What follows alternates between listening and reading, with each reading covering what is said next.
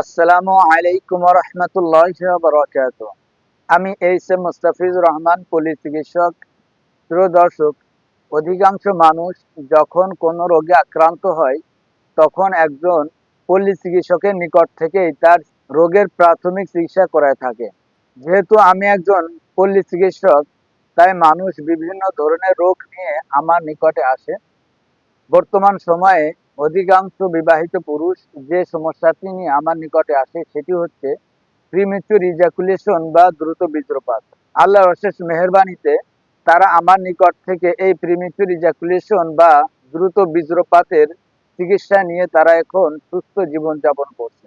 এই premature ejaculation বা দ্রুত বীর্যপাতের কারণে অনেক সময় দেখা যায় পারিবারিক কলহ সৃষ্টি হয়, স্বামী স্ত্রীর মধ্যে মনোমালিন্য হয়, এমনকি কোথাও কোথাও বিচ্ছেদের ঘটনাও দেখা যায়। আজকে আমি এই প্রিমেচুর ইজাকুলেশন বা দ্রুত বীর্যপাতের কয়েকটি উল্লেখযোগ্য কয়েকটি কারণ নিয়ে আজকে আলোচনা করব। যারা বিভিন্ন রোগের প্রাথমিক চিকিৎসার ভিডিও পেতে চান, তারা আমার চ্যানেলটি সাবস্ক্রাইব করে রাখতে পারেন।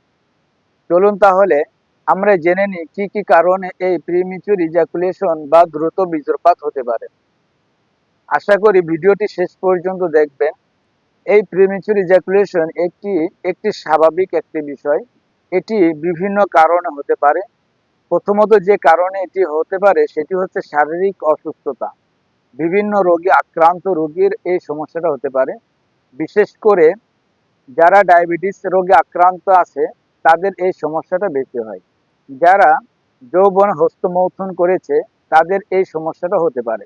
এবং যাদের বীজরোগ পাতলা হয়ে গেছে বা যাদের বীজরোগ পাতলা তাদের এই সমস্যাটা হতে পারে। বিভিন্ন ধরনের মাদক সেবনের কারণে এই প্রিমেচুর ইজাকুলেশন হয়ে থাকে। শারীরিক দুর্বলতা, মানসিক চাপ এবং দুশ্চিন্তার কারণে এই প্রিমেচুর ইজাকুলেশন হয়ে থাকে। এমনকি ভয় ভীতির কারণেও এই প্রিমেচুর ইজাকুলেশন হয়ে থাকে।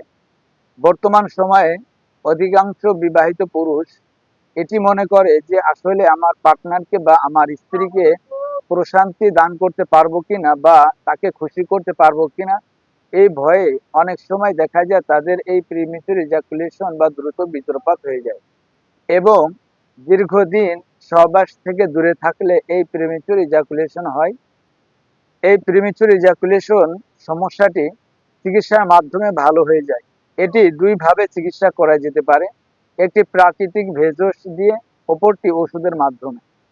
এই প্রিমেচুর ইজাকুলেশন বা দ্রুত বীর্যপাতের চিকিৎসা কিভাবে করলে ভালো হয়, ওষুধের মাধ্যমে করলে ভালো হবে নাকি প্রাকৃতিক ভেষজ দ্বারা চিকিৎসা করলে ভালো হবে, এই বিষয়ে পরবর্তী ভিডিওতে আলোচনা করবো ইনশাল্লাহ।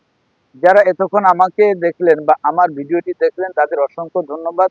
যদি আপনাদের কাছে এটি উপকার বোধ মনে হয় তাহলে এই ভিডিওটি শেয়ার করে রাখতে পারেন। আর যারা আমার চ্যানেলে সাবস্ক্রাইব করেন নাই, আমার চ্যানেলটি সাবস্ক্রাইব করে রাখবেন। আসসালামু আলাইকুম ওয়া রাহমাতুল্লাহি ওয়া বারাকাতুহু।